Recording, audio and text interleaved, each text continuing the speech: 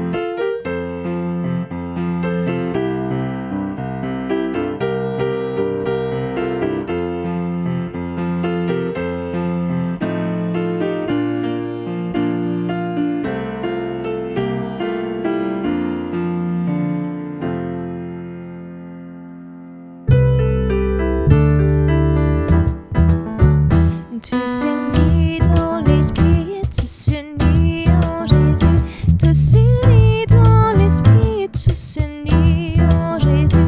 Nous prions que bientôt ce qui divise ne soit plus, et le monde saura que nous sommes chrétiens. Par l'amour dont nos actes sont empreints, nous marchons côte à côte et la main dans la main. Nous marchons côte à côte et la main dans la main. À la table du roi, nous partageons le même pain, et le monde saura que nous sommes chrétiens. Par l'amour dont nos actes sont empreints, d'un seul cœur nous voulons travailler pour Jésus. D'un seul cœur nous voulons travailler pour Jésus. Proclamer à tout homme qui nous offre le salut, et le monde saura que nous sommes chrétiens.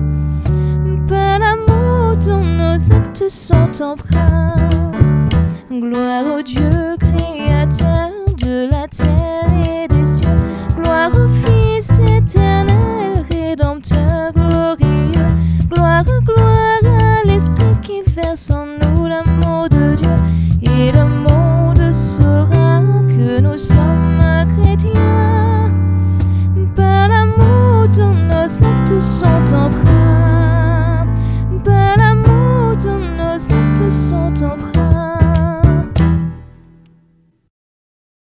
Seigneur, pour cette journée de sabbat, merci pour ta parole qui est proclamée au milieu de nous. Merci pour chaque jour qui vient. Je te demande aujourd'hui de bénir toutes personnes qui sont réunies autour de ta parole. Père du ciel, je te loue et te rends grâce. Amen. Bonjour à tous et à toutes. Bienvenue à notre rencontre hebdomadaire. On ne sait pas combien de temps elle va encore durer, puisqu'on espère pouvoir reprendre dans nos églises, nous retrouver dans nos églises petit à petit. Mais voilà, jusqu'ici on a fait une belle aventure et on continuera autant qu'il le faudra. Par la suite, on verra comment on va faire pour de temps en temps mettre quand même des messages sur Internet. Quoi qu'il en soit, je suis content d'être là avec vous et c'est toujours un plaisir de pouvoir partager la parole du Seigneur avec vous. Je vous invite ce matin à ouvrir vos Bibles dans l'évangile de Jean au chapitre 4.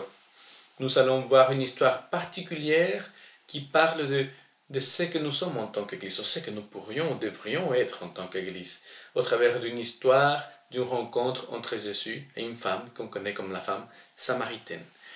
Je vous invite donc à lire dans le livre de Jean au chapitre 4. Je vais lire Jean au chapitre 4 du verset 1 et la suite. Je ne vais pas tout lire, je vais simplement lire quelques aspects. Le Seigneur apprit que les pharisiens avaient entendu dire qu'il faisait et baptisait plus de disciples que Jean. À vrai dire, Jésus ne baptisait pas lui-même, mais c'étaient ses disciples qui le faisaient. Alors il quitta la Judée et retourna en Galilée. Comme il devait traverser la Samarie, il arriva dans la ville de Samarie appelée Sichar, près d'un champ de Jacob, et que Jacob avait donné à son fils Joseph. Là, il se trouvait le puits de Jacob. Et Jésus, fatigué du voyage, était assis au bord du puits. C'était environ midi. Une femme de Samarie vint puiser de l'eau. Jésus lui dit « Donne-moi à boire ». En effet, ses disciples étaient allés à la ville chercher de quoi manger. La femme samaritaine lui dit « Comment? Toi qui es juif, tu me demandes à boire, à moi qui suis une femme samaritaine ?» Les Juifs, en effet, n'ont pas de relation avec les Samaritains. Jésus lui répondit « Si tu savais quel est le cadeau de Dieu et qui est celui qui te dit « Donne-moi à boire », tu lui aurais toi-même demandé à boire, et il t'aurait donné de l'eau vive. « Seigneur, lui dit la femme, mais tu n'as rien pour puiser, et le puits est profond. D'où aurais-tu donc cette eau vive? Es-tu, toi, plus grand que notre ancêtre Jacob, qui nous a donné ce puits et qui a bu de son eau lui-même, ses fils et ses troupeaux? » Jésus lui répondit, « Toute personne qui boit de cette eau-ci aura encore soif. En revanche, celui qui boira de l'eau que je lui donnerai n'aura plus jamais soif, et l'eau que je lui donnerai deviendra en lui une source d'eau qui jaillira jusque dans la vie éternelle. » La femme lui dit, « Seigneur, donne-moi cette eau afin que je n'ai plus soif et que je n'ai plus à venir puiser ici. Va appeler ton mari, lui dit Jésus, et reviens ici. La femme répondit, je n'ai pas de mari. Jésus lui dit, tu as bien fait de dire, je n'ai pas de mari, car tu as eu 5 maris, et l'homme que tu as maintenant n'est pas ton mari. En cela, tu as dit la vérité. Seigneur, lui dit la femme, je vois que tu es un prophète. Nos ancêtres ont adoré sur cette montagne, et vous dites, vous, que l'endroit où il faut adorer est à Jérusalem. Femme, lui dit Jésus, crois-moi, l'heure vient où ce ne sera ni sur cette montagne ni à Jérusalem que vous adorerez le Père. Vous adorez ce que vous ne connaissez pas. Nous adorons ce que nous connaissons, car le salut vient des Juifs. Mais l'heure vient, et elle est déjà là, où les vrais adorateurs adoreront le Père en esprit et en vérité. En effet, ce sont là les adorateurs que cherche le Père. Dieu est esprit, et il faut que ceux qui l'adorent en esprit et en vérité. La femme lui dit, je sais que le Messie doit venir, c'est lui que l'on appelle le Christ. Quand il sera venu, il nous annoncera tout. Jésus lui dit, je suis, moi, qui te parle. On va s'arrêter là. Avoir été confiné a suscité à bien des égards des questionnements. Par exemple, le fait de vivre le jour de repos à la maison au lieu de nous rendre dans nos lieux de rencontre, dans nos églises, ça a quand même été un bouleversement. D'autant plus si on considère que le mot église veut dire rencontre de ceux qui ont été appelés par le Seigneur pour se réunir ensemble pour l'adorer. Alors, si l'église ne peut plus se réunir ensemble, en tout cas pas jusqu'à maintenant et pas normalement comme on avait l'habitude, est-ce que l'église continue d'exister? Eh bien, il n'y a pas si longtemps que ça, on a célébré ensemble la Sainte Seine. Et nous étions chacun dans sa maison. On ne pouvait pas être ensemble. On ne pouvait pas se voir les uns les autres. Et pourtant, ce jour-là, le jour de la célébration de la Sainte Seine et du lavement des pieds, symbole fort comme aucun autre du service et de la communion fraternelle dans l'Église, ce jour-là, nous avons été véritablement bénis par le Seigneur et véritablement unis par son Esprit. Nous avons vécu en chair propre que la réalité de l'Église ne peut et jamais ne sera confinée et limitée parce qu'on n'aurait pas un lieu où nous réunir ensemble pour adorer. L'Église est plus grande que celle-là. La force de l'Église, selon la Bible, réside justement en 2 éléments. Seulement 2. 1. Les croyants réunis dans la foi du Christ. 2. La présence du Christ au milieu des croyants. C'est Jésus qui l'a dit. En vérité, je vous l'ai dit, là où 2 ou 3 seront réunis en mon nom, là, je serai au milieu d'eux. Une autre chose, par contre, même si le lieu peut changer autant que l'on veut, ou l'absence de lieu, l'absence de bâtiment, il y a une chose qui reste. En plus de la présence des croyants et la présence de l'esprit, il y a un 3e élément. Le jour de la rencontre. Le jour de la rencontre qui ne change pas est le jour du Seigneur, le sabbat tel qu'il l'a lui-même établi. Maintenant, ça ne veut pas dire qu'on ne puisse pas adorer à d'autres moments et nous réunir pour célébrer son nom, pas du tout. Mais le jour d'adoration que la Bible enseigne, c'est le sabbat. Quoi qu'il en soit, qu'est-ce que nous pouvons dire de l'Église alors que nous avons vécu des bouleversements particuliers à cause du Covid? Est-ce que l'Église doit continuer à être la même? Est-ce qu'elle doit faire des changements? Qu'est-ce que Dieu enseigne par rapport à comment nous devons être Église? Nous avons expérimenté une communion réelle, une communion en esprit, en vérité, alors qu'on était séparés. Qu'est-ce que cela peut nous apporter pour notre réflexion future? La réalité d'une Église qui adore en esprit, en vérité, justement, on vient de le lire, Jésus l'avait déjà annoncé à cette femme samaritaine. Je vais reprendre à partir du verset 19. Seigneur, lui dit la femme, je vois que tu es un prophète. Nos ancêtres samaritains ont adoré Dieu sur cette montagne. Mais vous, les Juifs, vous dites que l'endroit où l'on doit adorer Dieu est à Jérusalem. Crois-moi, continua Jésus, L'heure vient où vous n'adorerez le Père ni sur cette montagne ni à Jérusalem. Vous adorez Dieu sans le connaître. Nous l'adorons et nous le connaissons, car le salut vient des Juifs. Mais l'heure vient, et elle est même déjà là, où les vrais adorateurs adoreront le Père en esprit et en vérité, car ce sont de tels adorateurs que le Père recherche. Dieu est esprit, et il faut que ceux qui l'adorent le fassent en esprit et en vérité. Adorer en esprit et en vérité. Donc, ni sur la montagne, ni sur le mont Garizim, ni à Jérusalem. Ça n'a donc rien à voir avec le lieu. Ça n'a donc rien à voir avec les traditions religieuses. Mais ça a tout à voir avec celui qui est plus grand que le temple à Jérusalem, plus grand que le mont Garizim. Ça a tout à voir avec le Christ. Le Christ, lui, il n'était pas un adorateur du week-end. Il n'a jamais cessé d'adorer et de rendre gloire à son Père qui est dans le ciel.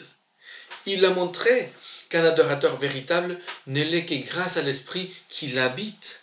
Le Seigneur Jésus, par tout ce qu'il disait, par tout ce qu'il faisait, tout le temps, lui, il était un adorateur en esprit et en vérité. Il a montré donc qu'être un véritable adorateur, ce n'est pas une question du faire, mais c'est une question de l'être. Quel esprit animait Jésus? Lisons Jean chapitre 4 à nouveau, mais cette fois-ci du verset 1 au verset 9. On va revenir en arrière dans notre lecture. On va voir, il y a 3 affirmations qui détendent dans le récit. 3 informations qu'on se dit, on aurait pu lire le récit sans s'intégrer, c'est là. Mais ce n'est pas les seules affirmations qui sont étonnantes. Mais on va prendre que ces 3-là. La première, il fallait qu'il traverse la Samarie. La deuxième, il était environ midi. La troisième, les Juifs n'ont pas de relation avec les Samaritains. Reprenons la lecture. Verset 1 et la suite, jusqu'au 9. Le Seigneur apprit que les pharisiens avaient entendu dire qu'il faisait et baptisait plus de disciples que Jean. À vrai dire, Jésus ne baptisait pas lui-même, mais c'était ses disciples qui les faisaient. Alors il quitta la Judée et retourna en Galilée. Comme il devait traverser la Samarie, il arriva dans une ville de Samarie appelée Sichar, près du champ que Jacob avait donné à son fils Joseph. Là se trouvait le puits de Jacob. Jésus, fatigué du voyage, était assis au bord du puits. C'était environ midi. Une femme de Samarie vint puiser de l'eau. Jésus lui dit, « Donne-moi à boire. » En effet, les disciples étaient allés à la ville pour acheter de quoi manger. La femme samaritaine lui dit, « Comment? Toi qui es juif, tu me demandes à boire à moi qui suis une femme samaritaine? » Les Juifs, en effet, n'ont pas de relation avec les Samaritains. D'un point de vue juif, mais aussi d'un point de vue samaritain, tout séparait Jésus et cette femme samaritaine à côté du puits. Les Juifs et les Samaritains n'étaient pas d'amis, loin de là. Ils étaient ennemis, pour des raisons historiques, pour des raisons religieuses, pour des histoires des familles. Et il faut quand même le dire un peu comme à chaque fois avec nous autres humains, pour des raisons d'orgueil. D'où que Juifs et Samaritains ne se rendaient pas chez les autres que si cela était un cas d'extrême nécessité. Mais voilà que dans l'Évangile, Jésus fait de son parcours et du fait de passer par la Samarie une nécessité. Il lui fallait passer par Samarie, dit l'Évangile des Jean. Mais pourquoi?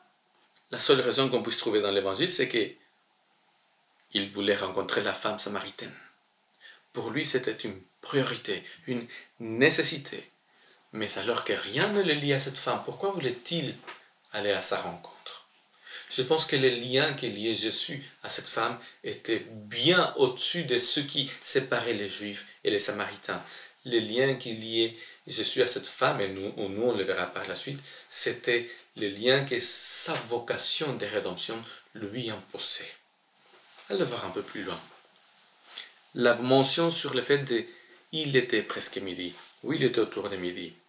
Comme on le sait, pour qui connaît la culture et l'histoire de l'époque, aller chercher de l'eau au puits à midi, à l'heure où le soleil tape de toutes ses forces, à l'heure où tout le monde est dans sa maison pour échapper aux rayons qui frappent vraiment de toute leur force la terre, aller chercher de l'eau à cette heure-là à midi, c'était certainement pour éviter de rencontrer des personnes, pour éviter qui dira-t-on, pour éviter les regards de travers, pour éviter les discussions désagréables, les affirmations moralisatrices. Cette femme s'est rendue au puits, cherchait de l'eau.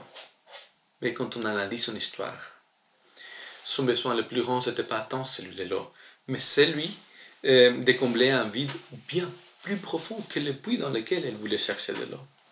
Le vide causé par la solitude, par la culpabilité, par les erreurs commises par le passé, par le rejet de la société dans laquelle elle vivait.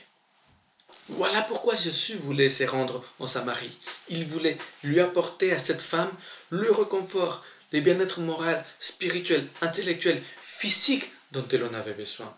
Il voulait lui rendre sa dignité, sa foi en elle-même, sa foi peut-être même en Dieu, au-delà des coutumes et des traditions religieuses de son peuple ou des Juifs.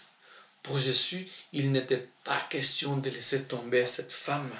Il lui fallait passer par la Samarie. Jésus voulait la rencontrer, celle qui allait puiser de l'eau dans le puits chaque jour, mais dans la soif de vie, de véritable vie ne s'éteignait jamais. Et pourtant elle revenait jour après jour. Et elle rentrait à la maison avec sa jarre pleine d'eau, mais avec le cœur vide et sec. Savoir ceci nous permet de comprendre le dialogue qui suit et qui va continuer entre Jésus et la Samaritaine. Lisons à partir du verset 10. Jean chapitre 4, verset 10. Jusqu'au 15. Jésus lui répondit, « Si tu savais quel est le cadeau de Dieu et qui est celui qui te dit « Donne-moi à boire », tu lui aurais toi-même demandé à boire et il t'aurait donné de l'eau vive. »« Seigneur, lui dit la femme, tu n'as rien pour puiser et le puits est profond. D'où aurais-tu donc cette eau vive? Es-tu toi plus grand que notre ancêtre Jacob qui nous a donné ce puits et qui a bu de son eau lui-même, ses fils et ses troupeaux? » Jésus lui répondit, « Toute personne qui boit de cette eau-ci aura encore soif. En revanche, celui qui boira de l'eau que je lui donnerai n'aura plus jamais soif, et l'eau que je lui donnerai deviendra en lui une source d'eau qui jaillira jusque dans la vie éternelle. » La femme lui dit, « Seigneur, donne-moi cette eau, afin que je n'ai plus soif et que je n'ai plus à venir ici la puiser. » Jusqu'au verset 15, on avait dit. Voilà l'esprit qui habitait Jésus, un esprit qui les guidait à la rencontre de ceux et celles qui, rejetés des autres, se devaient de vivre en marge de la société. Les Juifs et les Samaritains n'avaient pas de relations, que cela ne tienne. On va en créer des relations. La femme sent qu'elle ne vaut plus rien, que cela ne tienne. On va lui montrer qu'elle a de la valeur au yeux de Jésus. Donne-moi à boire. J'ai besoin de toi. Tu as des choses à m'apporter. Tu peux me venir en l'aide. Toi, à moi. Tu sais, peu importe le jugement que la société est déjà donné à ton égard, Jésus n'en a rien à faire. Pour lui, tu restes une personne précieuse en tout temps. Parce que pour Jésus, ce qui te définit, ce n'est pas tant ce que tu fais, mais qui tu es vraiment. Alors, Jésus va aller à la rencontre de cette femme, parce qu'elle veut non seulement lui demander à boire, mais elle veut surtout lui donner ce que seul lui il peut donner. Il peut donner une vie pleine, une vie débordante de paix, une vie débordante tout court. Habité par l'Esprit qui habitait notre Seigneur Jésus, nous, l'Église, nous avons reçu l'eau vive dont Jésus a parlé à la femme samaritaine. Et nous l'avons reçu dans le but de devenir des croyants comme lui, des croyants capables d'adorer notre Seigneur en esprit et en vérité, sans nous laisser limiter par un endroit, par un jour ou par des convenances religieuses et sociales. Chaque jour, beaucoup de personnes se rendent au puits de la vie à la recherche de l'eau vive, mais sans la trouver. Autour de nous vivent des personnes assoiffées d'amour et d'eau, affamées de compassion et de nourriture, désirant pardon et compagnie, tendresse et réconfort. On manque de tout ce que nous appelons tout simplement le salut. Pouvons-nous garder tout ce que nous avons reçu sans rien donner aux autres? Ce que nous avons reçu de Dieu, nous l'avons reçu pour le donner à notre tour, sans compter. Il nous faut donc quitter notre zone de confort et nous rendre au puits de Sichar, où les personnes cherchent en vain ce que seul Dieu peut donner, l'eau vive. Il nous faut suivre Jésus quand il nous dit qu'il nous faut passer, nous aussi, par la Samarie. Mais passer par la Samarie nous met face à un risque. Le risque de rencontrer des Samaritains. Et les Samaritains, tout bon juif le sait, sont des personnes peu recommandables. La preuve, il a suffi que Jésus rencontre une seule personne, la première femme qui plus est, pour que ce soit une femme aux mœurs douteuses, à une vie dissipée, à une moralité particulière, qui changeait de mari comme certains changent de chaussettes. Peut-être même qu'elle tirait un certain profit de ses relations amoureuses, un profit financier. Voilà les risques. Mais détrompons-nous. Si nous allons en Samarie, nous ne courons pas les risques de rencontrer des Samaritains.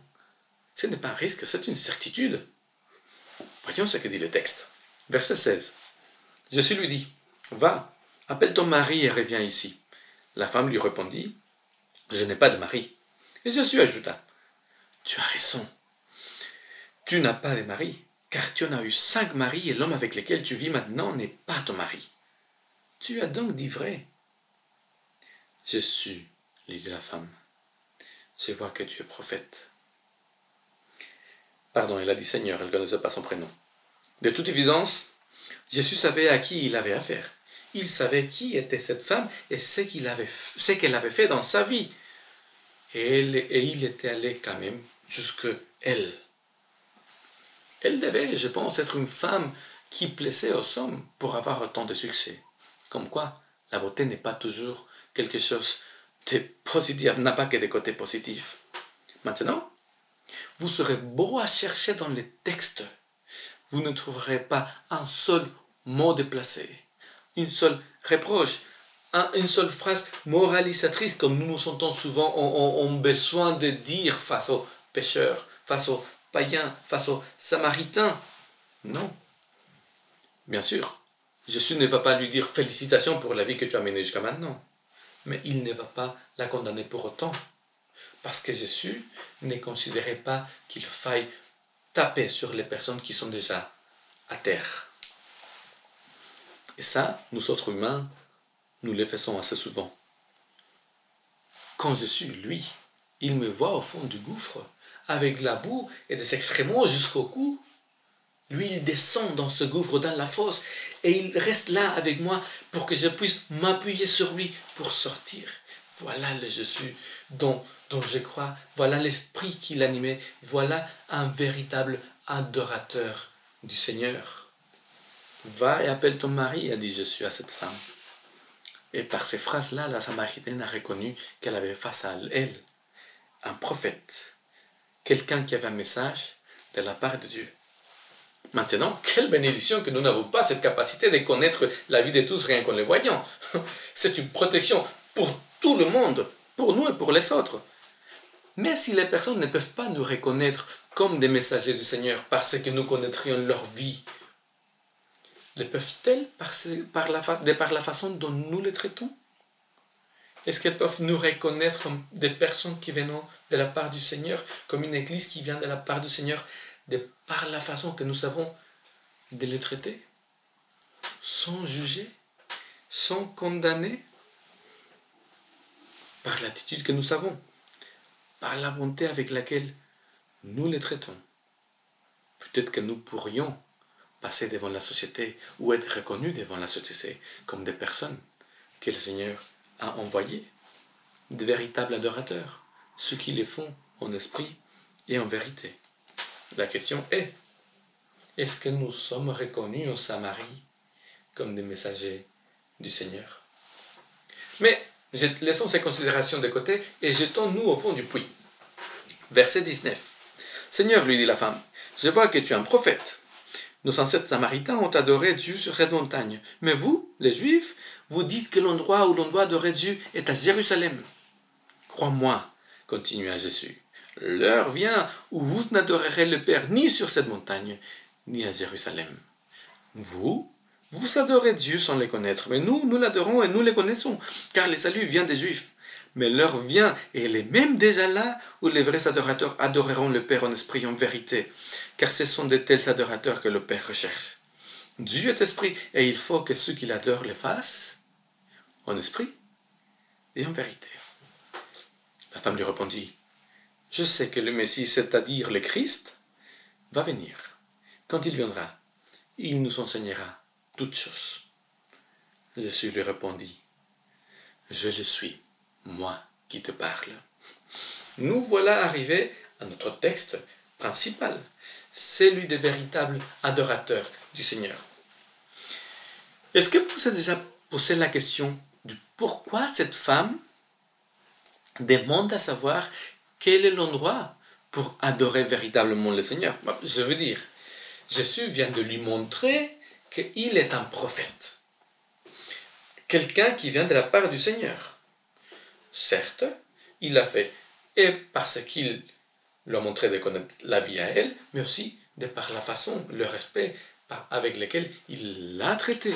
Et la conversation aurait pu aller dans 1000 sens différents concernant la vie de la femme, le fait de sa repentance, etc., etc. Et pourtant pas. Cette femme-là, elle préfère savoir une chose. Le mont Garizim ou Jérusalem. Pourquoi? Je pense que, une fois n'est pas coutume, les textes nous donnent la clé de la réponse. Elle se trouve, je pense, au verset 25 du chapitre 4. On va le lire.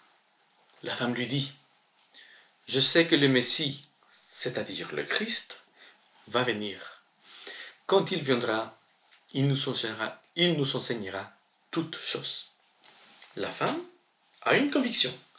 Un jour, le Messie, le véritable envoyé de Dieu, allait venir pour enseigner à ses enfants toutes choses. Mais comment prouver que celui qui était en face d'elle était seulement un prophète? Comment prouver qu'il était peut-être plus que cela?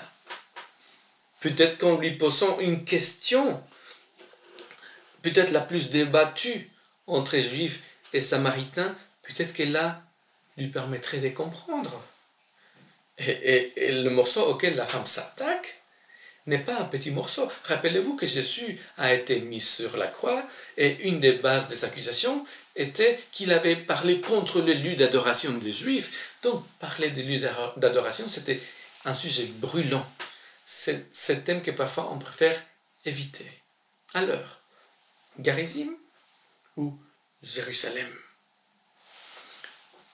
Il était osé en plus de s'adresser à un juif.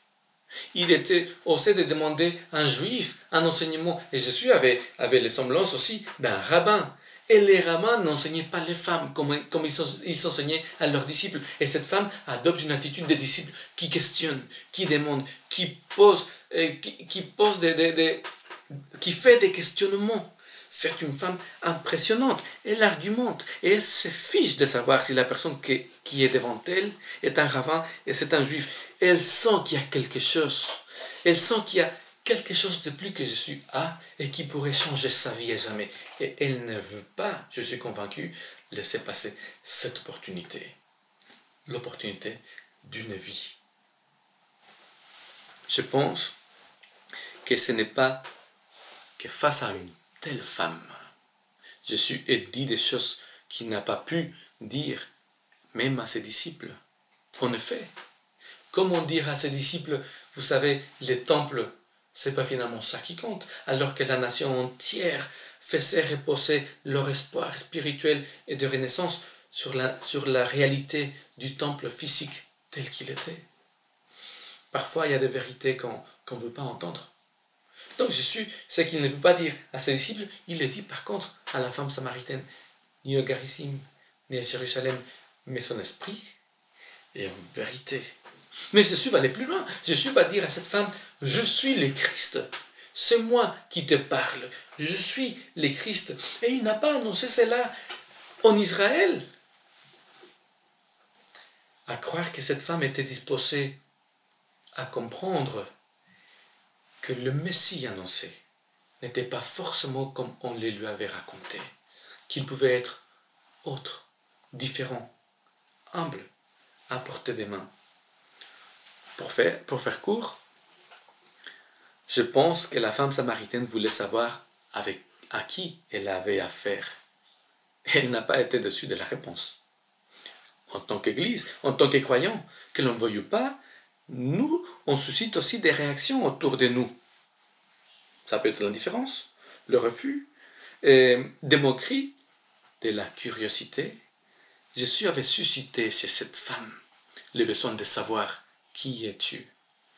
Est-ce que nous autres, est-ce que nous suscitons chez les personnes qui nous entourent la certitude qu'il y a quelque chose à notre sujet qui dépasse les sphères de l'humain? Est-ce que nous suscitons chez les autres cette envie de savoir qu'est-ce qu'il y a de plus qu'eux, il n'est pas? Et si jamais c'est le cas et que les personnes viennent nous demander de quoi il s'agit, vers qui les envoyons-nous? Vers les monts Garizim ou vers Jérusalem? Venez voir, je continue à lire. Venez voir, dit la femme, venez voir un homme qui m'a dit tout ce que je fais. Ne serait-ce pas le Christ? Je suis celui qui te parle, a dit Jésus à la femme. Ce fut assez pour elle. Elle avait reçu l'eau vive dont elle avait besoin. Et sans même s'en rendre compte, elle est devenue, elle aussi, cette source d'eau vive dont Jésus avait parlé. Une source d'eau vive pour les autres. Et elle a été chercher les personnes dans son village, non pour proposer son propre eau, mais pour les inviter à aller à la rencontre de celui qui est la véritable, la seule source d'eau vive. Elle a été chercher les personnes qui la méprisaient. Quel changement! Quelle force!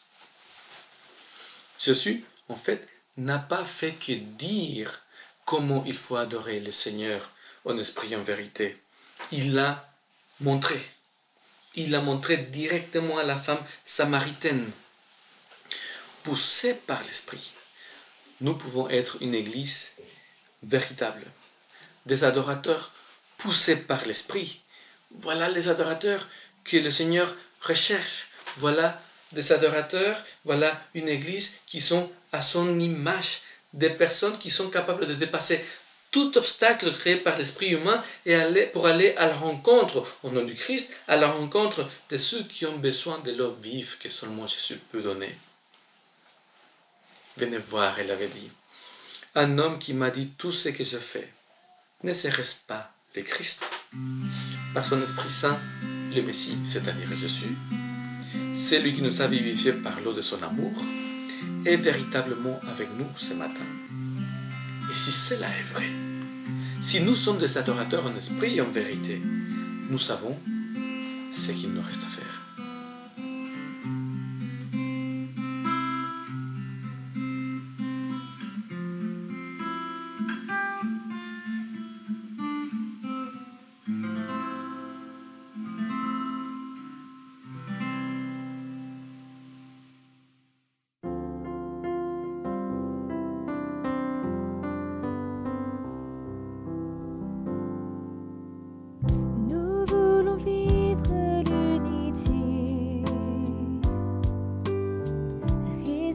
Ensemble à chaque instant, surtout ne pas nous séparer, continuer d'aller de l'avant, tous ensemble, nous partageons l'amour du Seigneur, l'adoration du Sauveur. Ensemble, nous accueillons l'Esprit du Seigneur, l'unité du Créateur.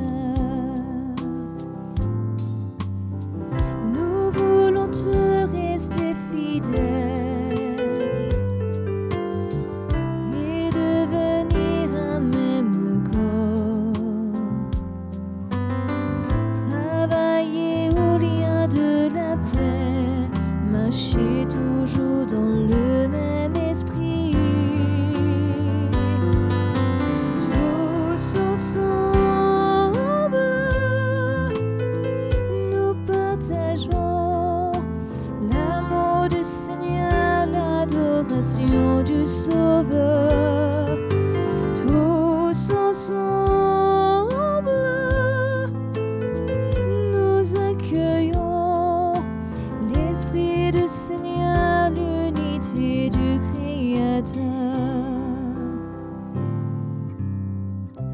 reconnaissons nos différences.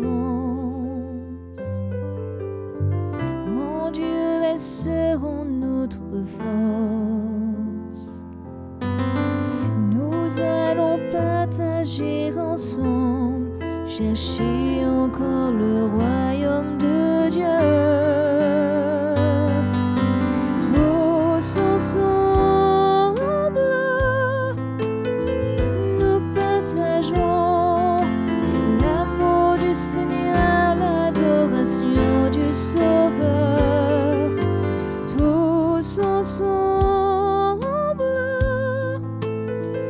nous accueillons l'Esprit du Seigneur, l'unité du Créateur.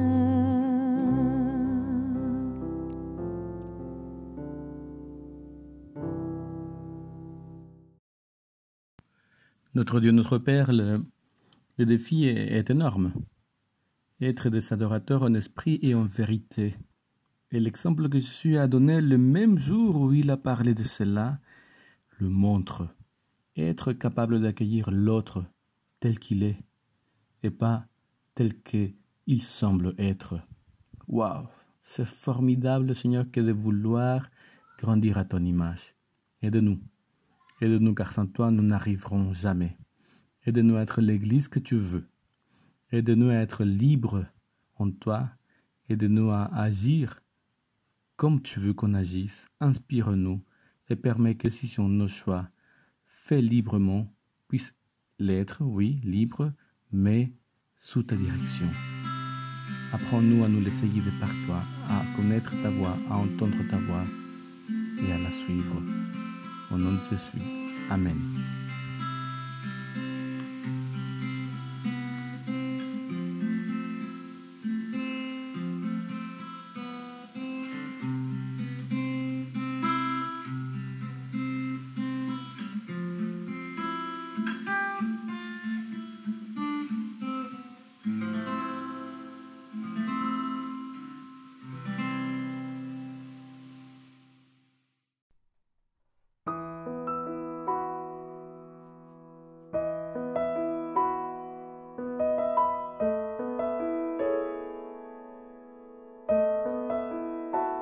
Je ne peux qu'imaginer ce que je vivrai quand je marcherai à tes côtés. Je ne peux qu'imaginer ce que je verrai quand devant ta face je me tiendrai. Je ne peux qu'imaginer.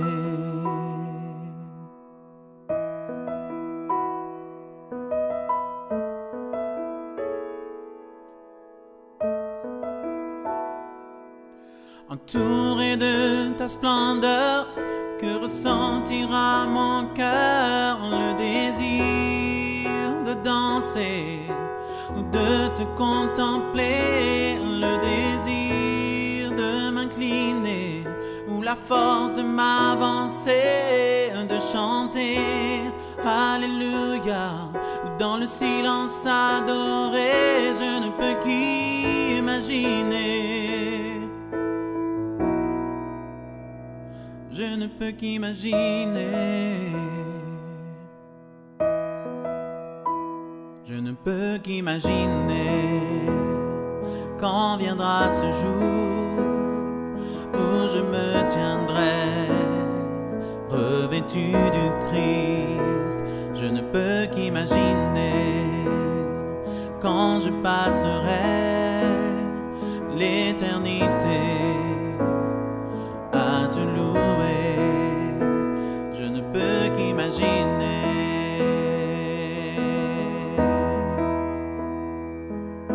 Entouré de ta splendeur, que ressentira mon cœur? Le désir de danser ou de te contempler, le désir de m'incliner ou la force de m'avancer, de chanter Alléluia ou dans le silence adorer. Je ne peux qu'imaginer.